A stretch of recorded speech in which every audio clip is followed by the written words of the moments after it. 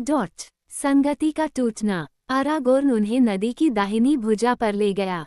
यहाँ पश्चिमी किनारे पर टोल ब्रांडर की छाया में एक हरा लॉन अमोन हैन के पैरों से पानी तक फैला हुआ था। इसके पीछे पेड़ों से लदी पहाड़ी की पहली कोमल ढलान उभरी और पेड़ झील के घुमावदार किनारों के साथ पश्चिम की ओर बढ़ते गए। एक छोटा सा झरना नीचे गिरता था और घास को पानी देता था। आज रात हम यहीं आराम करेंगे, आरागोर्न ने कहा। ये पार्थ गैलेन का लॉन है। पुराने दिनों की गर्मियों में यह एक सुंदर जगह थी। हमें उम्मीद करनी चाहिए कि यहाँ अभी तक कोई बुराई नहीं आई है।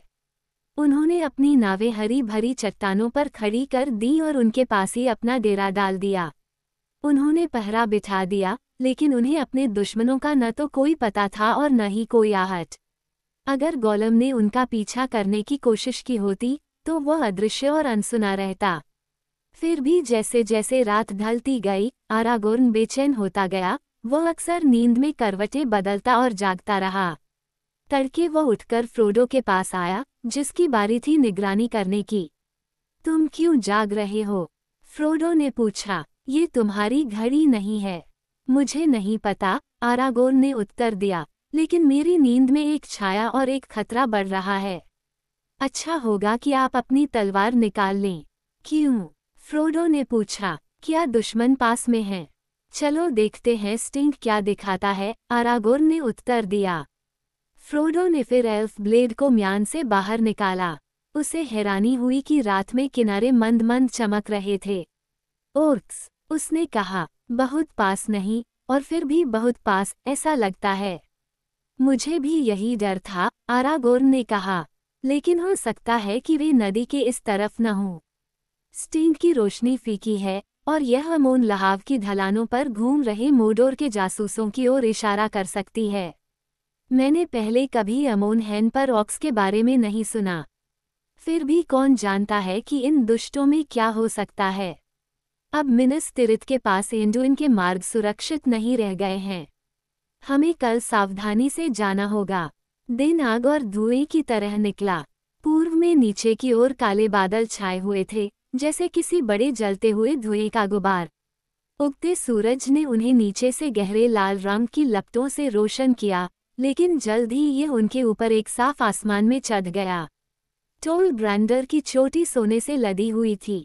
फ्रोडो ने बाहर देखा, पूर्व की ओर देखा और ऊंचे द्वीप को देखा। इसके किनारे बहते पानी से बाहर निकले हुए थे। ऊंची चट्टानों के ऊपर खड़ी ढलानें थीं जिन पर पेड़ एक के ऊपर एक चढ़े हुए थे, और उनके ऊपर फिर से दुर्गम चट्टान के भूरे चेहरे थे, जिन पर पत्थर का एक बड़ा शिखर था। कई पक्षी इसके चारों ओर चक्कर लगा रहे थे, लेकिन अन्य जीवित चीजों का कोई संकेत नहीं देखा जा सकता था। जब वे खा चुके तो आरागोर्न ने कंपनी को बुलाया। उसने कहा, आखिरकार वह दिन आ ही गया जिसे चुनने का दिन हम बहुत समय से टाल रहे थे। अब हमारी कंपनी का क्या होगा जो इतनी दूर तक साथ साथ यात्रा कर चुकी है? क्या हम बोरोमीर के साथ पश्चिम की ओर मुड़ेंगे और गोंडोर के युद्धों में जाएंगे, या पूर्व की ओर डर और छाया की ओर मुड़ेंगे, या क्या हम अपनी संगति तोड़ देंगे और इस रास्ते से उस रास्ते पर जाएंगे जो हर कोई चुन सकता है? हमें जो भी करना है उसे जल्दी ही करना होगा। हम लंबे समय तक नहीं रह सकते। यहाँ रुको। हम जानते हैं कि दुश्मन पूर्वी तट पर है, लेकिन मुझे डर है कि ओक पहले से ही पानी के इस तरफ हो सकते हैं। वहाँ काफी देर तक सन्नाटा छाया रहा, जिसमें न तो कोई बोला और न ही कोई हिला। ठीक है, फ्रोडो, आखिरकार आरागोर्न ने कहा, मुझे डर है कि बोझ तुम पर डाला गया है। तुम परिषद द्वारा नियुक्त वाहक हो। अपना रास्ता तुम ही चुन सकते हो। इस मामले में मैं तुम्हें सलाह नहीं दे सकता। मैं गैंडाल्फ नहीं हूँ, और हालांकि मैंने उसका हिस्सा बनने की कोशिश की है, लेकिन मुझे नहीं पता कि इस समय के लिए उसके पास क्या योजना या उम्मीद थी, अगर वास्तव में उसके पास कोई थी। सबसे अधिक संभावना यह है कि अगर वह अभी यहाँ होता तो चुनाव अभी भी तुम्हारे पास होता। यही तुम्हारी किस्मत है। फ्रोडो ने तुरंत जवाब नहीं दिया। फिर वह धीरे से बोला, मुझे पता है कि जल्दी की जरूरत है, फिर भी मैं चुनाव नहीं कर सकता। बोझ भारी है। मुझे 1 घंटा और दो और मैं बोलूँगा। मुझे अकेला रहने दो। आरागोर्न ने दया से उसकी ओर देखा। बहुत अच्छा, ड्रोगो के बेटे फ्रोडो, उसने कहा। तुम्हारे पास 1 घंटा होगा और तुम अकेले रहोगे। हम यहाँ कुछ समय के लिए रुकेंगे, लेकिन दूर मत जाना या कॉल से दूर मत जाना। फ्रोडो एक क्षण के लिए सिर झुकाए बैठा रहा। सैम, जो अपने मालिक को बड़ी चिंता से देख रहा था, ने अपना सिर हिलाया और बुदबुदाया, ये तो बिल्कुल साफ है, लेकिन सैम गैमजी का अभी अपना स्पोक लगाना ठीक नहीं है। कुछ ही देर में फ्रोडो उठकर चला गया और सैम ने देखा कि जबकि अन्य लोग स्वयं को रोके हुए थे और उसकी ओर नहीं देख रहे थे, बोरोमीर की आंखें फ्रोडो का लगातार पीछा कर रही थीं, जब तक कि वह अमोनहेन के पैरों के पास पेड़ों के बीच से ओझल नहीं हो गया। जंगल में पहले तो लक्ष्यहीन तरीके से घूमते हुए फ्रोडो ने पाया कि उसके पैर उसे पहाड़ी की ढलानों की ओर ले जा रहे थे। वो एक पगडंडी पर आया, जो बहुत पहले की सड़क के खंडहरों जैसी थी। खड़ी जगहों पर पत्थर की सीढ़ियां बनाई गई थीं, लेकिन अब वे टूट चुकी थीं और पेड़ों की जड़ों से फट गई थीं। कुछ देर तक वह चढ़ता रहा, इस बात की परवाह किए बिना कि वो किस तरफ जाए, जब तक कि वह घास वाली जगह पर नहीं पहुंच गया। उसके चारों ओर रोवन के पेड़ उगाए थे और बीच में एक चौड़ा सपाट पत्थर था। छोटा सा ऊंचा लॉन पूर्व की ओर खुला था और अब सुबह की धूप से भर गया था। फ्रोडो रुक गया और नदी के ऊपर, अपने से बहुत नीचे, टोल ब्रांडर और पक्षियों को देखा जो उसके और अनछुए द्वीप के बीच हवा के बड़े अंतराल में चक्कर लगा रहे थे। राउरोस की आवाज़ एक शक्तिशाली दहाड़ थी जिसमें एक गहरी धड़कन वाली धमाका था। वो पत्थर पर बैठ गया और अपनी थोड़ी को हाथों से पकड़कर पूर्व की ओर देखने लगा, लेकिन अपनी आंखों से कुछ भी नहीं देख पा रहा था। बिल्बो के शायर छोड़ने के बाद से जो कुछ भी हुआ था, वह सब उसके दिमाग में घूम रहा था, और उसने गैंडाल्फ के शब्दों के बारे में जो कुछ भी याद किया, उसे याद किया और सोचा। समय बीतता गया, और फिर भी वह किसी विकल्प के करीब नहीं था। अचानक वह अपने विचारों से जागा, उसे एक अजीब सा एहसास हुआ कि उसके पीछे कुछ है, कि कोई उसकी ओर देख रहा है।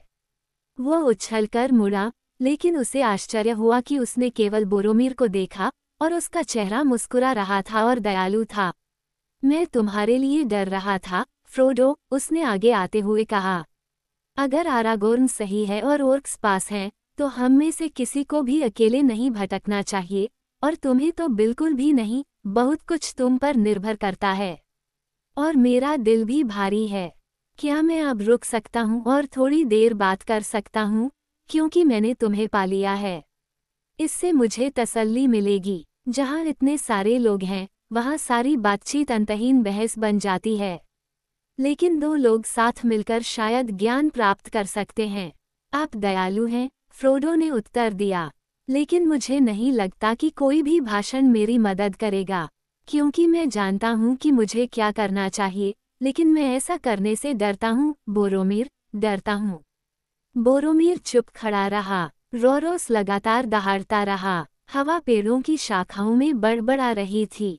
फ्रोडो कांप उठा। अचानक बोरोमीर उसके पास आकर बैठ गया। क्या तुम्हें यकीन है कि तुम बेवजह तकलीफ नहीं झेल रहे हो? उसने कहा, मैं तुम्हारी मदद करना चाहता हूँ। तुम्हें अपने कठिन फैसले में सलाह की ज़रूरत है। क्या तुम मेरी सलाह नहीं लोगे? मुझे लगता है कि मैं पहले से ही जानता हूँ कि तुम क्या सलाह दोगे, बोरोमीर, फ्रोडो ने कहा। और यह मेरे दिल की चेतावनी के बिना बुद्धिमानी की तरह प्रतीत होगा। चेतावनी? किसके खिलाफ चेतावनी? बोरोमीर ने तीखी आवाज में कहा। देरी के खिलाफ, उस रास्ते के खिलाफ जो आसान लगता है, इनकार के खिलाफ मुझ पर जो बोझ डाला गया है, इसके खिलाफ। ठीक है, अगर यह कहा जाना चाहिए, तो पुरुषों की ताकत और सच्चाई में विश्वास के खिलाफ। फिर भी उस शक्ति ने लंबे समय तक दूर तुम्हारे छोटे से देश में तुम्हारी रक्षा की है, यद्यपि तुम्हें इसका पता नहीं था। मुझे आपके लोगों की वीरता पर संदेह नहीं है, लेकिन दुनिया बदल रही है। मिनास तिरित की दीवारें मजबूत हो सकती हैं, लेकिन वे पर्याप्त मजबूत नहीं हैं। अगर वे विफल हो गईं, तो क्या होगा? हम युद्ध में वीरतापूर्वक शहीद होंगे, फिर भी आशा है कि वे असफल नहीं होंगे। फ्रोडो ने कहा, जब तक अंगूठी रहेगी, तब तक कोई आशा नहीं है। आह, अंगूठी, बोरोमीर ने कहा, उसकी आंखें चमक उठीं। अंगूठी, क्या यह अजीब भाग्य नहीं है कि हमें इतनी छोटी सी बात के लिए इतना डर और संदेह सहना पड़ता है। इतनी छोटी सी बात, और मैंने इसे केवल एल्रोंड के घर में एक पल के लिए देखा है। क्या मैं इसे फिर से नहीं देख सकता? फ्रोडो ने ऊपर देखा। उसका दिल अचानक ठंडा हो गया। उसने बोरोमीर की आंखों में अजीब सी चमक देखी, फिर भी उसका चेहरा अभी भी दयालु और दोस्ताना था। ये सबसे अच्छा है कि इसे छिपा कर रखा जाए, उसने जवाब दिया। जैसा तुम चाहो, मुझे परवाह नहीं, बोरोमीर ने कहा। फिर भी क्या मैं इसके बारे में बात भी नहीं कर सकता? क्योंकि तुम हमेशा दुश्मन के हाथों में इसकी शक्ति के बारे में ही सोचते हो, इसके अच्छे इस्तेमाल के बारे में नहीं, बल्कि इसके बुरे इस्तेमाल के बारे में। तुम कहते हो कि दुनिया बदल रही है। अगर अंगूठी बची रही तो मिनास तिरित गिर जाएगा। लेकिन क्यों? निश्चित रूप से, अगर अंगूठी दुश्मन के पास होती। लेकिन क्यों, अगर यह हमारे पास होती? क्या आप परिषद में नहीं थे? फ्रोडो ने उत्तर दिया, क्योंकि हम इसका उपयोग नहीं कर सकते और इसके साथ जो कुछ भी किया जाता है वो बुराई में बदल जाता है। बोरोमीर उठकर अधीरता से इधर उधर घूमने लगा। तो तुम आगे बढ़ो, वह चिल्लाया। गैंडाल्फ, एल्रोंड, इन सभी लोगों ने तुम्हें ऐसा कहना सिखाया है। अपने लिए वे सही हो सकते हैं। ये कल्पित बौने और अर्धकल्पित बौने और जादूगर, शायद वे दुख में पड़ें। फिर भी मुझे अक्सर संदेह होता है कि क्या वे बुद्धिमान हैं और केवल डरपोक नहीं हैं। लेकिन प्रत्येक अपने अपने प्रकार के हैं। सच्चे दिल वाले लोग, वे भ्रष्ट नहीं होंगे। हम मिनास तिरित के लोग कई वर्षों के परीक्षण के बाद भी दृढ़ रहे हैं। हमें जादूगरों की शक्ति की इच्छा नहीं है, केवल खुद का बचाव करने की शक्ति, एक न्यायपूर्ण कारण के लिए शक्ति चाहिए। और देखो, हमारी ज़रूरत में संयोग से शक्ति की अंगूठी सामने आती है। यह एक उपहार है, मैं कहता हूँ, मोडोर के दुश्मनों के लिए एक उपहार। इसका उपयोग न करना, दुश्मन की शक्ति का उपयोग उसके विरुद्ध करना पागलपन है। निडर, निर्दयी, यही जीत हासिल करेंगे। इस समय एक योद्धा, एक महान नेता क्या नहीं कर सकता था? आरागोर्न क्या नहीं कर सकता था? या अगर वह मना कर दे तो क्यों? बोरोमीर नहीं, अंगूठी मुझे कमान की शक्ति देगी। मैं मोडोर की सेनाओं को कैसे भगाऊंगा और सभी लोग मेरे झंडे के नीचे झुंड में आ जाएंगे। बोरोमीर लगातार ऊपर नीचे चलता रहा और जोर जोर से बोलता रहा। ऐसा लग रहा था कि वह फ्रोडो को भूल गया है, जबकि उसकी बातें दीवारों और हथियारों और लोगों के जमावड़े पर केंद्रित थीं, और उसने महान गठबंधनों और शानदार जीत की योजनाएं बनाईं, और उसने मोडोर को गिरा दिया और खुद एक शक्तिशाली राजा, दयालु और बुद्धिमान बन गया। अचानक वह रुक गया और अपनी बाहें लहराईं। और वे हमें इसे फेंक देने के लिए कहते हैं। वह चिल्लाया, मैं इसे नष्ट करने के लिए नहीं कह रहा हूँ। ये ठीक हो सकता है, अगर तर्क ऐसा करने की कोई उम्मीद दिखा सके। ऐसा नहीं है। हमारे लिए प्रस्तावित एकमात्र योजना यह है कि एक हाफलिंग को आंख मूंद कर मोडोर में चले जाना चाहिए और दुश्मन को इसे अपने लिए फिर से हासिल करने का हर मौका देना चाहिए। मूर्खता, तुमने देखा होगा, मेरे दोस्त, उसने अचानक फ्रोडो की ओर मुड़ते हुए कहा। तुम कहते हो कि तुम डरे हुए हो। अगर ऐसा है, तो सबसे साहसी व्यक्ति को तुम्हें माफ कर देना चाहिए। लेकिन क्या ये वास्तव में तुम्हारी अच्छी समझ नहीं है जो विद्रोह करती है? नहीं, मुझे डर लग रहा है, फ्रोडो ने कहा। बस डर लग रहा है। लेकिन मुझे खुशी है कि मैंने आपकी पूरी बात सुनी। अब मेरा दिमाग साफ है। तो फिर तुम मिनास तिरित आओगे? बोरोमीर चिल्लाया। उसकी आंखें चमक रही थीं और चेहरा उत्सुक था। फ्रोडो ने कहा, तुम मुझे गलत समझ रहे हो, लेकिन तुम आओगे, कम से कम कुछ समय के लिए। बोरोमीर ने जिद की। मेरा शहर अब ज्यादा दूर नहीं है, और यहाँ से मोडोर की दूरी यहाँ से थोड़ी ही ज्यादा है। हम लंबे समय से जंगल में हैं, और तुम्हें आगे बढ़ने से पहले दुश्मन क्या कर रहा है, इसकी खबर चाहिए। मेरे साथ आओ, फ्रोडो, उसने कहा। आप अपने उद्यम से पहले आराम की जरूरत है। अगर जाना है तो तुम्हें जाना ही होगा। उसने हॉबिट के कंधे पर दोस्ताना अंदाज में हाथ रखा, लेकिन फ्रोडो को लगा कि दबी हुई उत्तेजना से उसका हाथ कांप रहा है। वह जल्दी से दूर चला गया और उस लंबे आदमी को चिंता से देखा, जो उसकी लंबाई से लगभग 2 गुना और ताकत में उससे कई गुना ज्यादा था। तुम इतने अमित्र क्यों हो? बोरोमीर ने कहा। मैं सच्चा आदमी हूँ, न चोर हूँ, न ही ट्रैकर। मुझे तुम्हारी अंगूठी चाहिए, ये तुम अब जानते हो, लेकिन मैं तुम्हें वचन देता हूँ कि मैं इसे रखना नहीं चाहता। क्या तुम कम से कम मुझे अपनी योजना का परीक्षण करने नहीं दोगे? मुझे अंगूठी उधार दो। फ्रोडो चिल्लाया। नहीं, नहीं, परिषद ने इसे सहने का दायित्व मुझ पर डाल दिया है। ये हमारी अपनी मूर्खता है कि दुश्मन हमें हरा देगा, बोरोमीर चिल्लाया। यह मुझे कितना गुस्सा दिलाता है। मूर्ख, जिद्दी मूर्ख, जानबूझकर मौत की ओर भाग रहा है और हमारे उद्देश्य को बर्बाद कर रहा है। अगर किसी नश्वर का अंगूठी पर दावा है, तो वह इन पंजीकृत व्यापारचन मेनोर के लोग हैं, न कि हाफलिंग्स। ये दुर्भाग्यपूर्ण संयोग से तुम्हारा नहीं है। यह मेरा हो सकता था। यह मेरा होना चाहिए। इसे मुझे दे दो। फ्रोडो ने कोई जवाब नहीं दिया, लेकिन तब तक दूर चला गया जब तक कि बड़ा सपाट पत्थर उनके बीच में नहीं आ गया। आओ, आओ, मेरे दोस्त, बोरोमीर ने नर्म आवाज में कहा। क्यों न इससे छुटकारा पा लिया जाए? क्यों न अपने संदेह और डर से मुक्त हो जाओ? तुम चाहो तो मुझ पर दोष मढ़ सकते हो। तुम कह सकते हो कि मैं बहुत ताकतवर था और मैंने इसे बलपूर्वक ले लिया। क्योंकि मैं तुम्हारे लिए बहुत ताकतवर हूँ, हाफलिंग, वह चिल्लाया, और अचानक वह पत्थर से उछला और फ्रोडो पर झपटा। उसका सुंदर और सुखद चेहरा भयानक रूप से बदल गया था, उसकी आंखों में एक उग्र आग थी। फ्रोडो ने एक तरफ हटकर फिर से पत्थर को उनके बीच रख दिया। अब उसके पास सिर्फ एक ही काम था। कांपते हुए उसने अंगूठी को उसकी चेन से निकाला और जल्दी से उसे अपनी उंगली पर पहना, जबकि बोरोमीर फिर से उस पर झपटा। आदमी ने सांस रोकी, एक पल के लिए आश्चर्यचकित होकर देखा, और फिर बेतहाशा भागा, चट्टानों और पेड़ों के बीच इधर उधर ढूंढने लगा। दुखी चालबाज, वह चिल्लाया, मुझे तुम पर हाथ डालने दो। अब मैं तुम्हारा दिमाग समझ गया हूँ। तुम अंगूठी को सौरोन के पास ले जाओगे और हम सबको बेच दोगे। तुम बस हमें मझधार में छोड़ने के लिए अपने मौके का इंतजार कर रहे हो। तुम्हें और सभी हाफलिंग्स को मौत और अंधकार का श्राप। फिर एक पत्थर पर उसका पैर फंस गया, वह गिर गया और अपने चेहरे के बल लेट गया।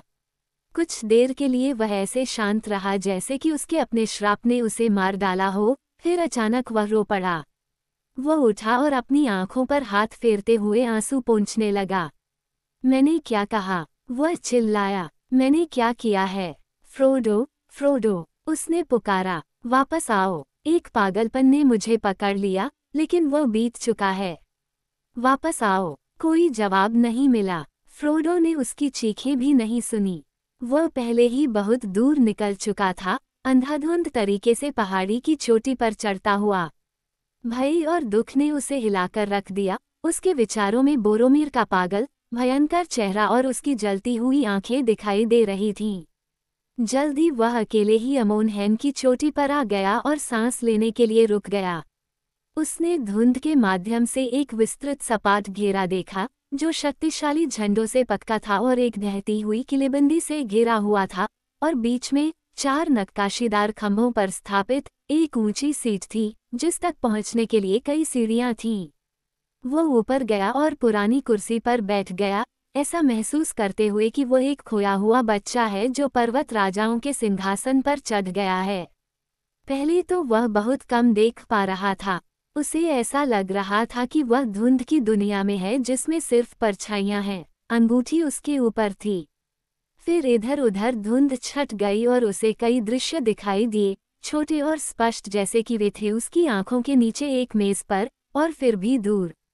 कोई आवाज नहीं थी, केवल उज्ज्वल जीवित छवियां थीं। ऐसा लग रहा था जैसे दुनिया सिकुड़कर खामोश हो गई हो। वह देखने की सीट पर बैठा था, अमोनहेम पर, नेमेनोर के लोगों की आंख की पहाड़ी पर। पूर्व की ओर उसने विस्तृत अज्ञात भूमि, नामहीन मैदान और अज्ञात जंगलों को देखा। उसने उत्तर की ओर देखा, और महान नदी उसके नीचे एक रिबन की तरह पड़ी थी, और मिस्टी पर्वत टूटे हुए दांतों की तरह छोटे और कठोर खड़े थे।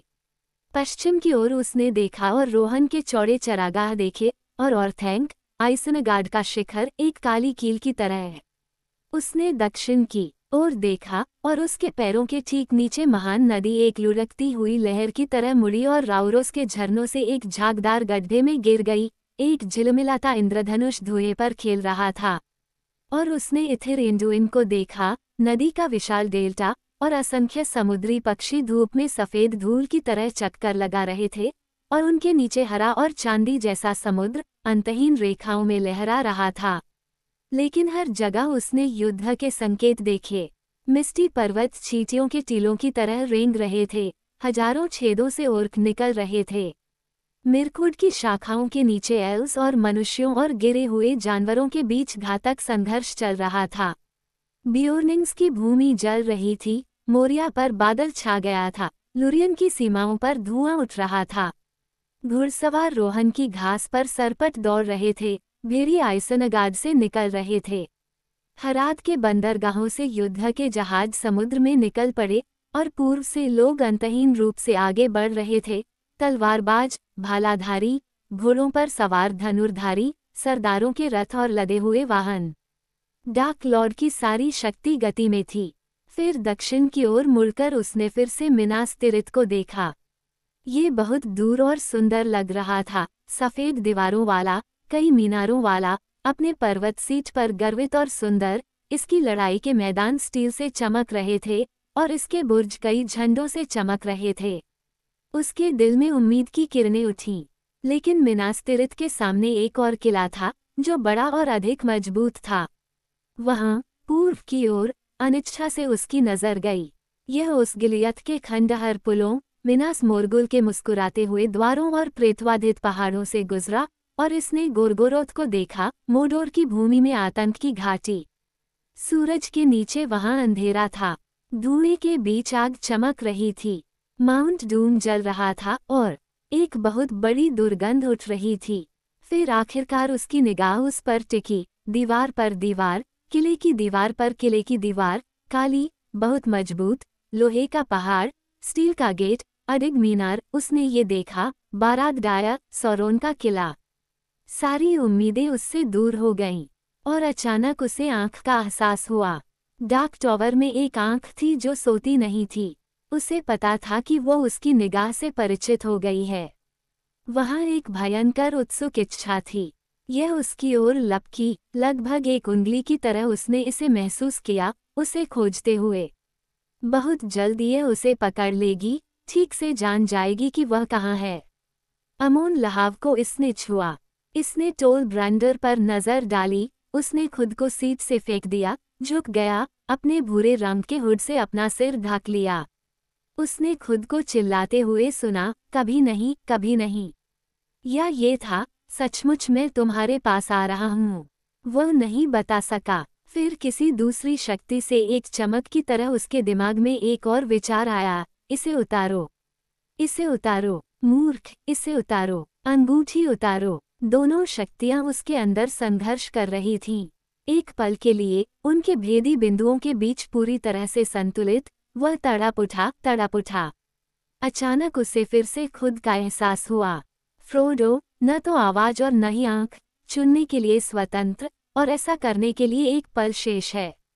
उसने अपनी उंगली से अंगूठी उतारी। वह ऊंची सीट के सामने साफ धूप में घुटनों के बल बैठा था। एक काली छाया उसके ऊपर से एक हाथ की तरह गुजरी, यह अमोन हैन से चूक गई और टटोलने लगी पश्चिम की ओर, और फीका पड़ गया। तब पूरा आकाश साफ और नीला था और हर पेड़ पर पक्षी गा रहे थे। फ्रोडो अपने पैरों पर खड़ा हो गया। उस पर बहुत थकान थी, लेकिन उसकी इच्छाशक्ति दृढ़ थी और उसका दिल हल्का था। उसने खुद से ऊंची आवाज में कहा, अब मैं वही करूंगा जो मुझे करना चाहिए। उसने कहा, ये कम से कम स्पष्ट है, रिंग की बुराई पहले से ही कंपनी में काम कर रही है, और इससे पहले कि वो और अधिक नुकसान पहुंचाए, रिंग को उन्हें छोड़ देना चाहिए। मैं अकेला जाऊंगा। कुछ पर मैं भरोसा नहीं कर सकता, और जिन पर मैं भरोसा कर सकता हूँ वे मेरे लिए बहुत प्यारे हैं, बेचारा बूढ़ा सैम, और मेरी और पिप्पिन। स्ट्राइडर भी, उसका दिल मिनिस्टरित के लिए तरस रहा है, और अब बोरोमीर बुराई में पड़ गया है, वहाँ उसकी जरूरत होगी। मैं अकेला जाऊंगा। तुरंत वह जल्दी से रास्ते से नीचे चला गया और वापस लॉन पर आ गया जहां बोरोमीर ने उसे पाया था। फिर वह रुक गया और सुनने लगा। उसे लगा कि वह नीचे तट के पास के जंगल से चीखें और पुकारे सुन सकता है। वे मुझे ढूंढ रहे होंगे, उसने कहा। मुझे आश्चर्य है कि मैं कितने समय से दूर हूँ। घंटों, मुझे लगता है। वह झिझका। मैं क्या कर सकता हूँ? उसने बुदबुदाया। मुझे अब जाना चाहिए या मैं कभी नहीं जाऊंगा। मुझे फिर कभी मौका नहीं मिलेगा। मुझे उन्हें छोड़कर जाने से नफरत है, और इस तरह बिना किसी स्पष्टीकरण के। लेकिन निश्चित रूप से वे समझ जाएंगे। सैम समझ जाएगा, और मैं और क्या कर सकता हूँ? धीरे धीरे उसने अंगूठी निकाली और उसे फिर से पहना। वह गायब हो गया और पहाड़ी से नीचे चला गया, हवा की सरसराहट से भी कम। बाकी लोग नदी के किनारे काफी देर तक रुके रहे। कुछ समय तक वे चुप रहे, बेचैनी से इधर उधर घूमते रहे, लेकिन अब वे एक घेरे में बैठे थे और बातें कर रहे थे। बीच बीच में वे दूसरी चीजों, अपनी लंबी यात्रा और कई रोमांचों के बारे में बात करने की कोशिश करते रहे। उन्होंने आरागोर्न से गोंडोर के राज्य और उसके प्राचीन इतिहास और उसके महान कार्यों के अवशेषों के बारे में पूछा जो अभी भी एमिनमुल की इस अजीब सीमा भूमि में देखे जा सकते थे। पत्थर के राजा और लहाव और हैन की सीटें और राउरोस के झरने के बगल में बड़ी सीढ़ियां। लेकिन हमेशा उनके विचार और शब्द फ्रोडो और अंगूठी की ओर लौट जाते थे। फ्रोडो क्या करना चाहेगा? वह झिझक रहा है। मुझे लगता है कि वह इस बात पर बहस कर रहा है कि कौन सा रास्ता सबसे ज्यादा निराशाजनक है, आरागोर्न ने कहा। और हो सकता है कि वह ऐसा ही करे। अब कंपनी के लिए पूर्व की ओर जाना पहले से कहीं ज्यादा निराशाजनक है, क्योंकि गोलम ने हमारा पीछा किया है और हमें डर है कि हमारी यात्रा का रहस्य पहले ही उजागर हो चुका है। लेकिन मिनास तिरित आग और बडन के विनाश के करीब नहीं है। हम कुछ समय के लिए वहां रुक सकते हैं और बहादुरी से खड़े हो सकते हैं, लेकिन लॉर्ड डेनेथोर और उसके सभी लोग वह करने की उम्मीद नहीं कर सकते जो एल्रोन ने भी कहा था कि उसकी शक्ति से परे है, या तो बोझ को गुप्त रखना या दुश्मन की पूरी ताकत को रोकना जब वह इसे लेने आए। फ्रोडो की जगह हम में से कोई कौन सा रास्ता चुनेगा, मुझे नहीं पता। अब वास्तव में हमें गैंडाल्फ की सबसे ज्यादा याद आती है। हमारा नुकसान बहुत बड़ा है, लेगोलस ने कहा। फिर भी हमें उसकी मदद के बिना ही अपना मन बनाना होगा। हम क्यों नहीं तय कर सकते और फ्रोडो की मदद क्यों नहीं कर सकते? चलो उसे वापस बुलाते हैं और फिर वोट देते हैं। मुझे मिनस तिरित के लिए वोट देना चाहिए, और मुझे भी ऐसा ही करना चाहिए, गिमली ने कहा। हमें, बेशक, केवल सड़क पर वाहक की मदद करने के लिए भेजा गया था। हमें अपनी इच्छा से आगे नहीं जाना था, और हम में से किसी को भी माउंट डूम की तलाश करने की कोई शपथ या आदेश नहीं दिया गया है। मेरा बिछड़ना बहुत कठिन था लोथलुरियन से, फिर भी मैं इतनी दूर आ गया हूँ, और मैं ये कहता हूँ, अब हम अंतिम विकल्प पर पहुँच गए हैं। यह मेरे लिए स्पष्ट है कि मैं फ्रोडो को नहीं छोड़ सकता। मैं मिनस तिरित को चुनूंगा, लेकिन अगर वह नहीं चुनता है तो मैं उसका अनुसरण करूंगा। बैकवोट और मैं भी उसके साथ जाऊंगा, लेगोलास ने कहा। अब यह विश्वासघात होगा अलविदा कहने के लिए। अगर हम सब उसे छोड़कर चले गए तो यह वाकई विश्वासघात होगा, आरागोर्न ने कहा। लेकिन अगर वह पूर्व की ओर जाता है तो सभी को उसके साथ जाने की जरूरत नहीं है, और न ही मुझे लगता है कि सभी को जाना चाहिए। ये जोखिम निराशाजनक है, 8 लोगों के लिए उतना ही जितना 3 या 2 के लिए, या अकेले 1 के लिए। अगर आप मुझे चुनने दें तो मुझे 3 लोगों को नियुक्त करना चाहिए, साथी सैम, जो अन्यथा इसे सहन नहीं कर सकता था, और गिमली और मैं। बोरोमीर अपने शहर लौट जाएगा जहां उसके पिता और उसके लोगों को उसकी जरूरत है, और उसके साथ बाकी लोगों को भी जाना चाहिए, या कम से कम मेरिडोक और पेरेग्रीन को, अगर लेगोलास हमें छोड़ने के लिए तैयार नहीं है। बैकवोट ये बिल्कुल नहीं चलेगा, मेरी चिल्लाई। हम फ्रोडो को नहीं छोड़ सकते। पिप्पिन और मैं हमेशा से चाहते थे कि जहां भी वह जाए हम वहां जाएं, और हम अब भी यही चाहते हैं। लेकिन हमें यह नहीं पता था कि इसका क्या मतलब होगा। इतनी दूर, शायर या रिवेंडेल में यह अलग लगता था। फ्रोडो को मोडोर जाने देना पागलपन और क्रूरता होगी। हम उसे क्यों नहीं रोक सकते? हमें उसे रोकना ही होगा, पिप्पिन ने कहा। और यही बात उसे परेशान कर रही है, मुझे यकीन है। वह जानता है कि हम उसके पूर्व की ओर जाने के लिए सहमत नहीं होंगे, और वह किसी को भी अपने साथ चलने के लिए नहीं कहना चाहता, बेचारा बूढ़ा। कल्पना कीजिए, अकेले मोडोर जाना। पिप्पिन कांप उठा। लेकिन प्यारे मूर्ख बूढ़े हॉबिट, उसे पता होना चाहिए कि उसे पूछने की जरूरत नहीं है। उसे पता होना चाहिए कि अगर हम उसे रोक नहीं सकते तो हम उसे छोड़ेंगे नहीं। क्षमा प्रार्थना करते हुए सैम ने कहा, मुझे नहीं लगता कि आप मेरे स्वामी को बिल्कुल भी समझ पाए हैं। वो इस बात को लेकर संकोच नहीं कर रहे हैं कि उन्हें किस रास्ते पर जाना है। बिल्कुल नहीं। वैसे भी मिनास तिरित का क्या फायदा है उनके लिए? मेरा मतलब है, क्षमा प्रार्थना करते हुए मास्टर बोरोमीर, उसने कहा और मुड़ गया। तभी उन्हें पता चला कि बोरोमीर, जो पहले घेरे के बाहर चुपचाप बैठा था, अब वहां नहीं था। अब वो कहाँ गया? सैम ने चिंतित होकर चिल्लाया। मेरे ख्याल से वह हाल ही में थोड़ा अजीब हो गया है। लेकिन वैसे भी वह इस व्यवसाय में नहीं है। वह अपने घर जा रहा है, जैसा कि वह हमेशा कहता था, और उसे कोई दोष नहीं देना है। लेकिन फ्रोडो, वह जानता है कि उसे विनाश की दरारों को ढूंढना है, अगर वह कर सकता है। लेकिन वह डरा हुआ है। अब बात यहाँ तक पहुँच गई है कि वह बिल्कुल डरा हुआ है। यही उसकी परेशानी है। बेशक उसे थोड़ी बहुत शिक्षा मिली है, ऐसा कहा जा सकता है, हम सभी को मिली है, जब से हमने घर छोड़ा है। अन्यथा वह इतना भयभीत हो जाता कि वह अंगूठी नदी में फेंक देता और भाग जाता। लेकिन वह अभी भी इतना डरा हुआ है कि शुरू नहीं कर सकता। और वह हमारे बारे में भी चिंता नहीं कर रहा है, चाहे हम उसके साथ जाएं या नहीं। वह जानता है कि हम ऐसा करना चाहते हैं। यह एक और बात है जो उसे परेशान कर रही है। अगर वह जाने के लिए खुद को तैयार करता है, तो वह अकेले जाना चाहेगा। मेरे शब्दों पर ध्यान दें। जब वह आएगा तो हमें परेशानी होगी वापस, क्योंकि वह अपने आप को निश्चित रूप से बर्बाद कर देगा, जैसा कि उसका नाम बैगिंस है। अरागोर्न ने कहा, मुझे विश्वास है कि तुम हम सब से अधिक बुद्धिमानी से बोलते हो, सैम। और अगर आप सही साबित हुए तो हम क्या करेंगे? उसे रोको, उसे जाने मत दो, पिप्पिन चिल्लाया। मुझे आश्चर्य है, अरागोर्न ने कहा। वह भारवाहक है, और बोझ का भाग्य उसी पर है। मुझे नहीं लगता कि उसे एक या दूसरे तरीके से धकेलना हमारा काम है। नहीं, मुझे लगता है कि अगर हमने कोशिश की तो हमें सफलता मिलेगी। अन्य शक्तियाँ कहीं अधिक शक्तिशाली काम कर रही हैं। अच्छा, मैं चाहता हूँ कि फ्रोडो खुद को बर्बाद कर ले और वापस आ जाए। और हम इसे खत्म कर दें, पिप्पिन ने कहा। यह इंतजार भयानक है। निश्चित रूप से समय समाप्त हो गया है।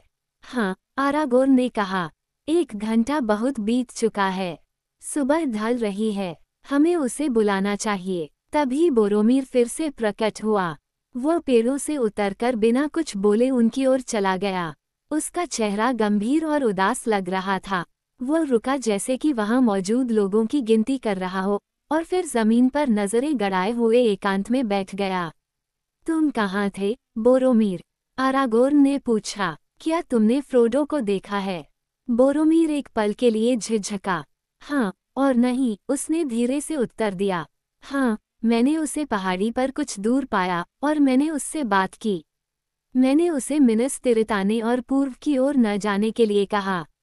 मैं क्रोधित हो गया और उसने मुझे छोड़ दिया। वह गायब हो गया। मैंने ऐसा पहले कभी नहीं देखा। हालांकि मैंने इसके बारे में कहानियों में सुना है। उसने अंगूठी पहन ली होगी। मैं उसे फिर से नहीं ढूंढ सका। मुझे लगा कि वह तुम्हारे पास लौट आएगा। क्या आपको बस इतना ही कहना है? आरागोर्न ने बोरोमीर की ओर कठोर और बहुत दयालुता से नहीं देखते हुए कहा। उन्होंने जवाब दिया, हाँ, मैं अभी और कुछ नहीं कहूँगा। ये तो बहुत बुरा है। सैम उछलते हुए बोला, मुझे नहीं पता कि यह आदमी क्या कर रहा है। मिस्टर फ्रोडो ने ये चीज़ क्यों पहनी? उसे ऐसा नहीं करना चाहिए था, और अगर उसने ऐसा किया भी है, तो भगवान जाने क्या हुआ होगा। लेकिन वह इसे जारी नहीं रखेगा, मैरी ने कहा। तब नहीं जब वह अवांछित आगंतुक से बच निकला था, जैसा कि बिल्बो करता था। लेकिन वह कहाँ गया? वह कहाँ है? पिप्पिन चिल्लाया। वह अब सदियों से दूर है। बोरोमिर, तुमने फ्रोडो को आखिरी बार कब देखा था? आरागोर्न ने पूछा। उसने जवाब दिया, शायद आधा घंटा या शायद 1 घंटा। तब से मैं कुछ समय से भटक रहा हूँ। मुझे नहीं पता, मुझे नहीं पता। उसने अपना सिर अपने हाथों में रख लिया और ऐसे बैठा रहा जैसे दुख से झुका हुआ हो। सैम चिल्लाया, उसे गायब हुए 1 घंटा हो गया है। हमें उसे तुरंत ढूंढने की कोशिश करनी चाहिए। चलो, एक क्षण रुको, अरागोर्न चिल्लाया। हमें जोड़े में विभाजित होना चाहिए और व्यवस्थित होना चाहिए। यहाँ रुको, रुको। यह अच्छा नहीं था। उन्होंने उस पर कोई ध्यान नहीं दिया। सैम पहले भाग गया था। मैरी और पिप्पिन ने उसका पीछा किया था और वे पहले से ही किनारे के पेड़ों में पश्चिम की ओर गायब हो गए थे, अपनी स्पष्ट ऊंची हॉबिट आवाजों में चिल्लाते हुए, फ्रोडो, फ्रोडो। लेगोलास और गिमली भाग रहे थे। कंपनी पर अचानक घबराहट या पागलपन छा गया था। हम सब बिखर जाएंगे और खो जाएंगे, आरागोर्न ने कराहते हुए कहा। बोरोमीर, मुझे नहीं पता कि इस शरारत में तुम्हारी क्या भूमिका है, लेकिन अभी मदद करो। उन 2 युवा हॉबिट्स के पीछे जाओ और कम से कम उनकी रक्षा करो, भले ही तुम फ्रोडो को न पा सको। अगर तुम्हें वह मिल जाए या उसका कोई निशान मिल जाए, तो इस जगह पर वापस आना। मैं जल्द ही वापस आऊंगा। आरागोर्न तेजी से उछलकर सैम का पीछा करने लगा। जैसे ही वह रोवन के बीच छोटे से लॉन पर पहुंचा, वह उससे आगे निकल गया, ऊपर की ओर मेहनत करते हुए, हौंफते हुए और पुकारते हुए, फ्रोडो, मेरे साथ आओ, सैम। उसने कहा, हम में से कोई भी अकेला नहीं रहना चाहिए। यहाँ कुछ गड़बड़ है। मुझे इसका एहसास है। मैं ऊपर अमोन हैन की सीट पर जा रहा हूँ, ये देखने के लिए कि क्या देखा जा सकता है। और देखो, ये वैसा ही है जैसा कि मेरे दिल ने अनुमान लगाया था। फ्रोडो इस तरफ गया था। मेरे पीछे आओ और अपनी आंखें खुली रखो। उसने रास्ता तेज कर दिया। सैम ने अपनी पूरी कोशिश की, लेकिन वह स्ट्राइडर द रेंजर के साथ नहीं चल पाया और जल्द ही पीछे छूट गया। वह ज्यादा दूर नहीं गया था कि अरागोर्न आगे नजरों से ओझल हो गया। सैम रुक गया और कश लेने लगा। अचानक उसने अपने सिर पर हाथ रखकर ताली बजाई। वाह, सैम गैमजी, उसने जोर से कहा, तुम्हारे पैर बहुत छोटे हैं, इसलिए अपने दिमाग का इस्तेमाल करो। मुझे अब देखने दो। बोरोमीर झूठ नहीं बोल रहा है, यह उसका तरीका नहीं है, लेकिन उसने हमें सब कुछ नहीं बताया है। किसी बात ने मिस्टर फ्रोडो को बुरी तरह डरा दिया। उसने अचानक खुद को इस हद तक बिगाड़ लिया। उसने आखिरकार जाने का मन बना लिया। कहाँ जाना है? पूर्व की ओर। सैम के बिना नहीं। हाँ, अपने सैम के बिना भी। ये कठिन है, क्रूर कठिन। सैम ने अपनी आंखों पर हाथ फेरा और आंसू पोंछे। संभल जाओ, गैम जी, उसने कहा। सोचो, अगर तुम कर सकते हो। वह नदियों के पार नहीं उड़ सकता और वह झरनों को नहीं कूद सकता। उसके पास कोई गियर नहीं है, इसलिए उसे नावों पर वापस जाना होगा। नावों पर वापस, नावों पर वापस, सैम, बिजली की तरह। सैम मुड़ा और रास्ते से वापस भागा। वो गिर गया और उसके घुटने में चोट लग गई। वह उठा और भागता रहा। वह किनारे पर पार्थ गैलेन के लॉन के किनारे पर आया, जहां नावें पानी से बाहर खींची जा रही थीं। वहां कोई नहीं था। पीछे जंगल में चीख पुकार मची हुई थी, लेकिन उसने उन पर ध्यान नहीं दिया। वह एक पल के लिए देखता रहा, स्थिर, मुंह बाएं। एक नाव नीचे की ओर खिसक रही थी। बैंक अपने आप ही डूब गया। सैम चिल्लाते हुए घास के पार भागा। नाव पानी में फिसल गई। 128 डी है। आ रहे हैं, मिस्टर फ्रोडो, आ रहे हैं। सैम ने पुकारा और किनारे से कूदकर नाव को पकड़ लिया। वह नाव से 1 गज की दूरी से चूक गया। चीखने और छपाक से वह गहरे तेज पानी में मुंह के बल गिर गया। गुर्राते हुए वह पानी के नीचे चला गया और नदी उसके घुंघराले सिर के ऊपर से निकल गई। खाली नाव से निराशा की आवाज आई। चप्पू घुमाया गया और नाव आगे बढ़ गई। फ्रोडो ने समय रहते सैम को बालों से पकड़ लिया। वह बुदबुदा रहा था और संघर्ष कर रहा था। उसकी गोल भूरी आंखों में डर साफ झलक रहा था। फ्रोडो ने कहा, ऊपर आओ सैम मेरे दोस्त। अब मेरा हाथ थामो, मुझे बचा लो मिस्टर फ्रोडो। सैम ने हौंफते हुए कहा, मैं डूब गया हूँ, मैं तुम्हारा हाथ नहीं देख सकता।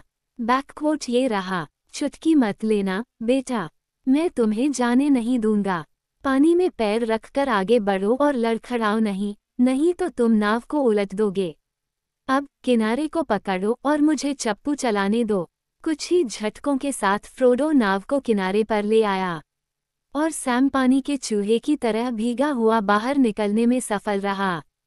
फ्रोडो ने अंगूठी उतारी और फिर से किनारे पर आ गया। उन्होंने कहा, सभी उपद्रवियों में से तुम सबसे बुरे हो सैम। ओह मिस्टर फ्रोडो, यह मुश्किल है, सैम ने कांपते हुए कहा। यह मुश्किल है, मेरे बिना जाने की कोशिश करना और सब कुछ। अगर मैंने सही अनुमान नहीं लगाया होता तो आप अब कहाँ होते? मैं सुरक्षित रास्ते पर हूँ। सुरक्षित, सैम ने कहा, अकेले और मेरी मदद के बिना। मैं इसे सहन नहीं कर सकता था, यह मेरी मौत का कारण बन सकता था। फ्रोडो ने कहा, सैम, मेरे साथ आना तुम्हारी मौत के समान होगा और मैं ये बर्दाश्त नहीं कर सकता था। सैम ने कहा, यह उतना निश्चित नहीं है जितना कि पीछे छूट जाना। लेकिन मैं मोडोर जा रहा हूँ। बैकवोट, मुझे ये बात अच्छी तरह पता है मिस्टर फ्रोडो। बेशक आप हैं, और मैं आपके साथ आ रहा हूँ। अब सैम, फ्रोडो ने कहा, मेरे रास्ते में बाधा मत डालो। दूसरे लोग किसी भी समय वापस आ जाएंगे।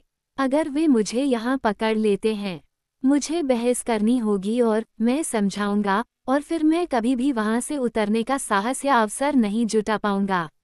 लेकिन मुझे तुरंत वहाँ से जाना होगा, यही एकमात्र रास्ता है। बेशक, सैम ने जवाब दिया, लेकिन अकेले नहीं, मैं भी आ रहा हूँ, या हम दोनों में से कोई नहीं जा रहा है। मैं पहले सभी नावों में छेद कर दूंगा। फ्रोडो सचमुच हंस पड़ा। अचानक एक गर्मजोशी और खुशी ने उसके दिल को छू लिया। बैकवोट, एक छोड़ दो, उसने कहा, हमें इसकी जरूरत पड़ेगी, लेकिन आप अपने सामान या भोजन या किसी भी चीज के बिना इस तरह नहीं आ सकते। बस एक मिनट रुको, मैं अपना सामान लेकर आता हूँ। सैम ने उत्सुकता से कहा, सब कुछ तैयार है। मैंने सोचा कि हमें आज ही निकल जाना चाहिए।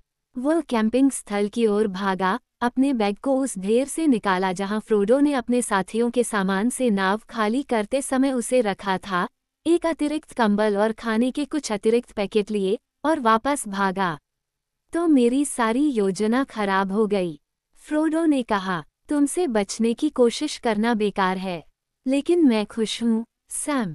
मैं तुम्हें बता नहीं सकता कि मैं कितना खुश हूँ। चलो, ये स्पष्ट है कि हमें साथ जाना था।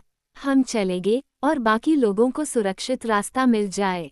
स्ट्राइडा उनका ख्याल रखेगा। मुझे नहीं लगता कि हम उन्हें फिर कभी देख पाएंगे। फिर भी हम ऐसा कर सकते हैं मिस्टर फ्रोडो। हम ऐसा कर सकते हैं, सैम ने कहा। इसलिए फ्रोडो और सैम ने खोज के अंतिम चरण पर एक साथ प्रस्थान किया। फ्रोडो किनारे से दूर चला गया और नदी उन्हें तेजी से दूर ले गई। पश्चिमी भुजा से नीचे और टोल ब्रांडर की उदास चट्टानों से आगे विशाल झरने की गर्जना नजदीक आ रही थी। सैम जितनी मदद दे सकता था, उसके बावजूद भी द्वीप के दक्षिणी छोर पर धारा को पार करना और नाव को दूर किनारे की ओर पूर्व की ओर ले जाना कठिन काम था। आखिरकार वे फिर से अमोन लहाव की दक्षिणी ढलानों पर उतरे। वहां उन्हें एक ढलान वाला किनारा मिला और उन्होंने नाव को पानी से ऊपर खींच लिया और उसे जितना हो सका एक बड़े पत्थर के पीछे छिपा दिया। फिर अपने बोझ को कंधों पर उठाकर वे एक रास्ता तलाशते हुए चल पड़े जो उन्हें एमिनमुल की धूसर पहाड़ियों से होते हुए छाया की भूमि में ले जाए। यहाँ रिंग के युद्ध के इतिहास का पहला भाग समाप्त होता है। दूसरे भाग को दो मीनारे कहा जाता है, क्योंकि इसमें वर्णित घटनाएं उर्थांक, सरुमन के गढ़ तथा मिनास मोरगुल के किले पर हावी है, जो मोडोर के गुप्त प्रवेश द्वार की रक्षा करता है। यह महान अंधकार के आने तक अब अलग हो चुके समुदाय के सभी सदस्यों के कार्यों और खतरों के बारे में बताता है। तीसरा भाग छाया के विरुद्ध अंतिम बचाव तथा the return of the king में रिंग बेयरा के मिशन के अंत की कहानी कहता है।